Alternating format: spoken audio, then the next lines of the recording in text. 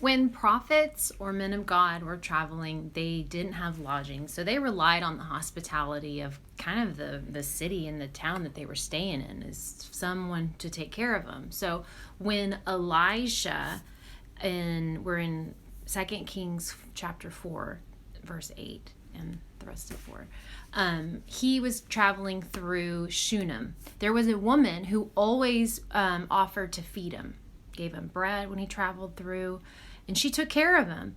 And it was on her heart so much to take care of him that she made a room for him in her house. Not just like, here's a pillow and a blanket, you can sleep on the floor and have a roof. No, he had a room with a bed and a table and a candle. It was his room, and because she wanted to take care of him. So one of the times when Elisha was staying there, he asked her, what can we do? Is there anything I can do? You've went over and above. What can I do? Can I put a word in with the king, with the commander of the army? She's like, no, my family takes care of me. I'm good. Don't. And then she walked away. And Elisha asked his servant Gehazi, what can we do for her? Is there anything we can do? And Gehazi's like, well, she doesn't have a son. Her husband's old. She doesn't have a son. And Elisha's like, call her back in. So when the woman comes back in, she's standing in the doorway, and Elijah prophesies over her and says, this time next year, you'll have a child in your arms. You'll be nursing a child in your arms. The woman, it's like, that's all she's ever wanted. You can tell by her reaction, because she's like, don't lie to me. Don't get my hopes up, man of God. Don't tease me like that. Don't say that. And it happened. She conceived. She had a child within that time. Next year, she had a child that she was nursing. Years later, that child's out working in the fields with his father.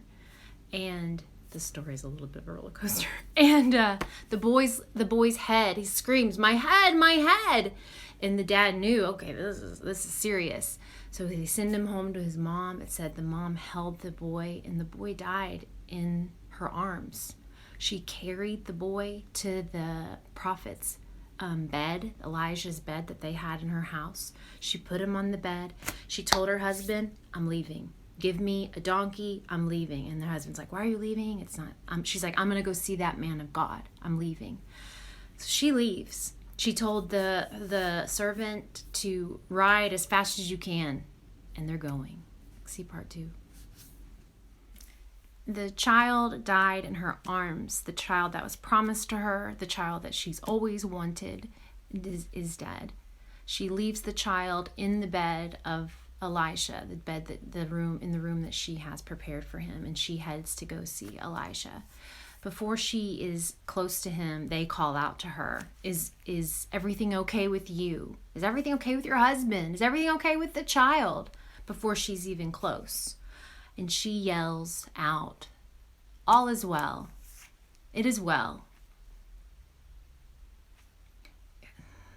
It's not well. Her son is dead, but this is a glimpse of her faith. She knows that all is going to be well. God is good. I'm going to be taken care of. She gets closer to Elisha and she falls. It sounds like she just collapses, but she collapses in front of him, and his servant tries to pull her off, and Elisha says, leave her. Can't you? She is clearly deeply troubled, and the Lord has not revealed to me what's happening. Elisha heard from the Lord often. He did. So she looks up at him and says, wasn't it you who told me I would have a son? Wasn't it you who came and said that? Didn't I say don't lie to me? Because right now she doesn't have a son. So I think then the Lord spoke to Elisha in action. Here comes some action. Gehazi was sent. He sent him. He said, go, run, don't stop, don't talk to anybody. Get to the child. Put my staff on the child's face. The mom refuses to follow Gehazi. She says, as surely as the Lord lives and you yourself live, I'm not leaving you. I'm not leaving you. So Elisha and her follow Gehazi. Gehazi gets there first, and he wasn't able to resurrect the child.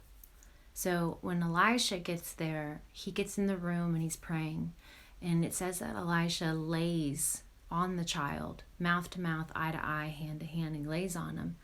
Nothing happened. He gets up, he starts praying, walking, pacing the room. He does it again. He lays on the child. The child's body begins to warm. The child says that he sneezes 7 times and he is back. He's alive. He's alive. And Elisha calls out to the mom and says, "Come here, take your son."